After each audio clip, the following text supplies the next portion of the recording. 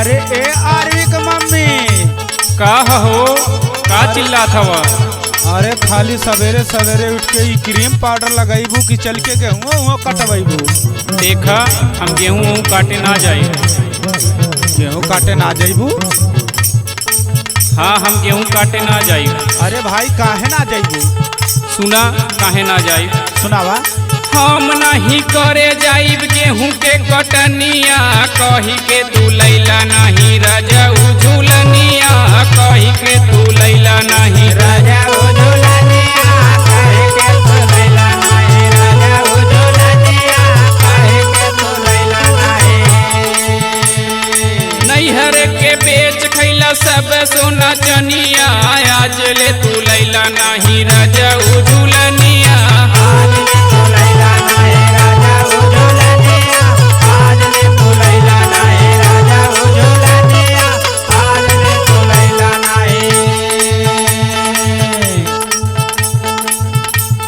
अरे पागल, इतना घर का जिम्मेदारी, खेती बाड़ी, लइकन का पढ़ाई सब कुछ देखे कर हाला, तो के झुलनिया भागल जाता है। गढ़वा दे जब कहले तो गढ़वा दे।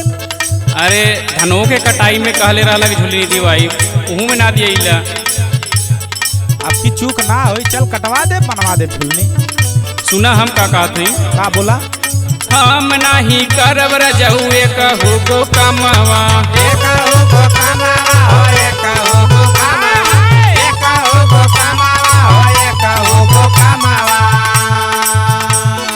काम होते भूले जाला झूलनी के नामवा।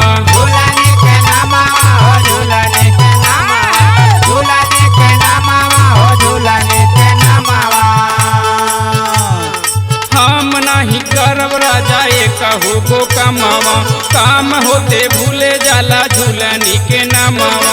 मांगे बाजे दे हम नहीं एको लोटा पानिया, कही के तू लैला नहीं राजा झूलनिया, कही के तू लैला नहीं राजा झूलनिया, कही के तू लैला नहीं राजा झूलनिया, कही के तू लैला नहीं।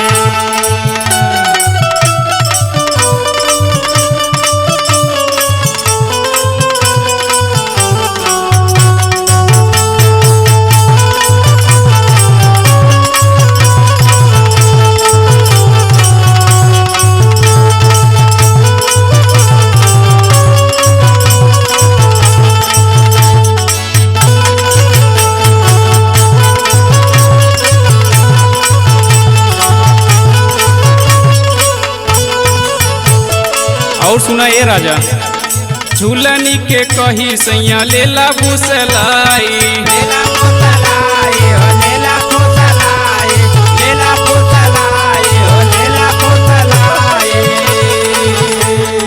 कटिया के होते सैया जाला तू भुलाई, जाला तू भुलाई हो जाला तू भुलाई, जाला तू भुलाई हो जाला तू भुलाई।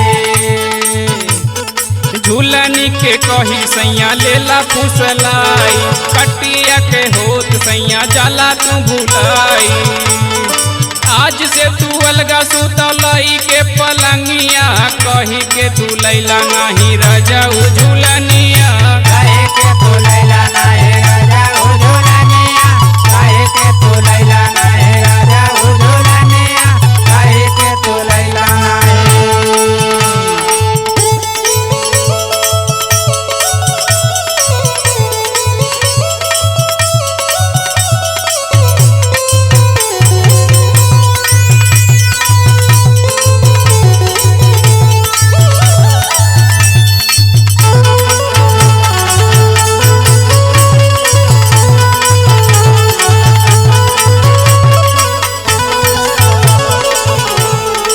बतावा। बोला। देखा ज्ञान भैया के खेत कट गया, पंकज भैया के कट गया, गुड्डू भैया के, ये बीचे में अपन नहीं पड़ल है। शर्म करा, कम से कम वो सबका देखी देखा काम करा। ना ना वो कुछ हम ना जानी, हमके चल के आज दियावा, तबे आज गेहूं के कटनी हुई। अच्छा वो सुनावा। झूलनी दिलावा चल के आजमगढ़ बजरिया, आजमगढ़ बजरिया हो आजमगढ़ बजरिया, आजमगढ़ बजरिया हो आजमगढ़ बजरिया। तबे हम करे चलब खेत के कटनिया। खेत के कटनिया हो खेत के कटनिया, खेत के कटनिया हो खेत के कटनिया। झूलनी दिलावा चल के आजमगढ़ बजरिया, तबे हम करे चलब गेहूं के कटनिया। अभयर पीर जऊ सिर पर देहब न जमनिया, जब ले दिलई बनाही रजऊ झूलनिया।